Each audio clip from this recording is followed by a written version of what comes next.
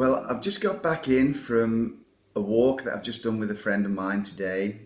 We did just under 15 miles, which was really good. And it was an idea that I had as I walked around. I suddenly thought about making a video on motivation. And in relation to the parish, we know that it's 85 miles. And if you think about it, to go 85 miles, you're going to have a strong motivation to keep going to get to the finish. And when I did the first parish, that first year, I didn't really have a strong enough motivation in reality to complete it. Yes, I did say to myself, I'm going to go to the finish, and I meant it, but there wasn't enough inner strength there, and also there was no physical training there. I had no real understanding of what it would take physically to go the full 85 miles. I was completely ignorant, to be honest. True, I still did 61 miles, which was good, and I was really happy with it, but there was not a strong enough motivation. I didn't have the time to learn about it for a start, about what it really would take to do it. And the motivation was really down to my friend. He was the one that wanted to do, certainly to Peel, he wanted to go to Peel 32 miles, and he had a strong motivation to achieve that goal, which he did, of course. For me, I just determined I was going to go to the finish, or as far as I could. The following year, however, once I'd had a taste for the endurance walking and events, and I had the bug, I really looked into it. I did a lot of research around what it would really take to complete it. And part and parcel of that was motivation. Yes, I had determination. Yes, I trained that particular year and I completed it, but I also did it for charity that year. And the charity I did it for was the cystic fibrosis charity, on the back of a close friend of mine when I was little, Jamie. He had cystic fibrosis and he passed early in life. So that particular year, I did have a stronger internal motivation, as well as my stubbornness, to get me to the finish.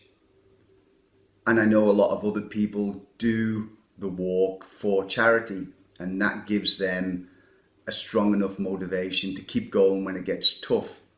Even if they don't get to the finish, they push themselves because they have a motivation to do so.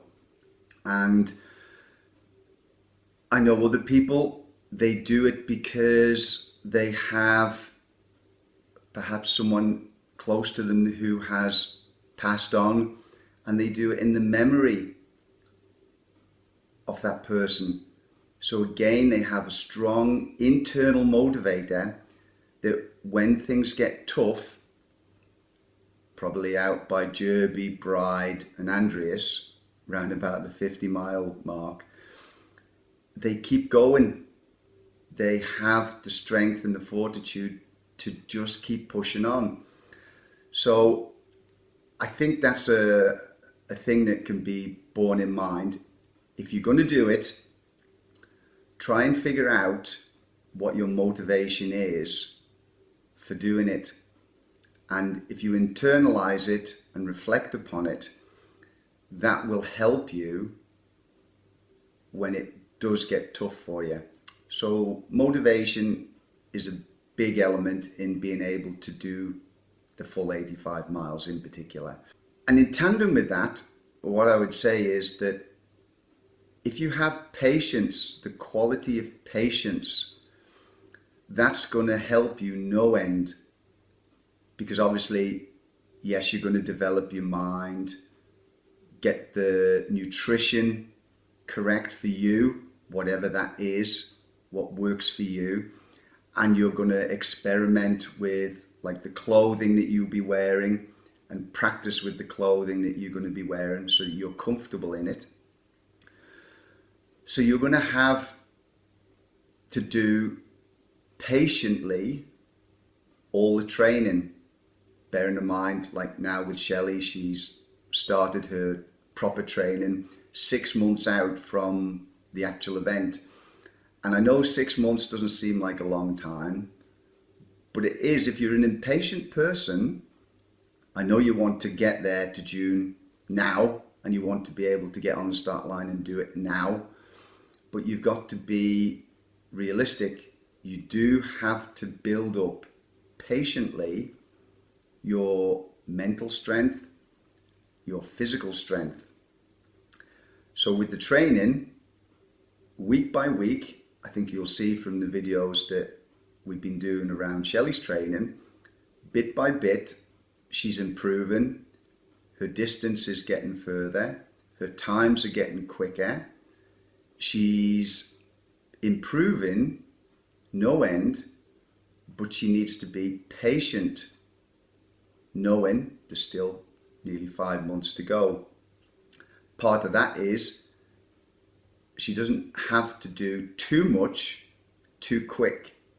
And certainly when she's out on the road, she does have to take care not to stumble or cause any injuries on and off pavements and so forth. So being patient with regards to the training is a massive thing. And the same thing applies on the day when it comes to the actual race day. She's going to have to be patient knowing there's 85 miles to go. If she's patient, the miles will just tick off. The churches, she'll clock in. Bit by bit, the course will get shorter, and bit by bit, she'll get to the finish. But she needs to develop patience, and that's one of the things that I would stress for anyone else that's considering doing the ultra endurance events. If you're tending towards being impatient in your normal life, to successfully complete the endurance ultra distance events, I think you've got to develop the quality of patience. And if you do, you will get the benefit of that when it comes to the actual events and the results that you'll achieve as a result of it. So that was just something I thought about today when I was out and about, and I just thought I'd share that with you. So thanks for watching, and I'll catch you in the next video.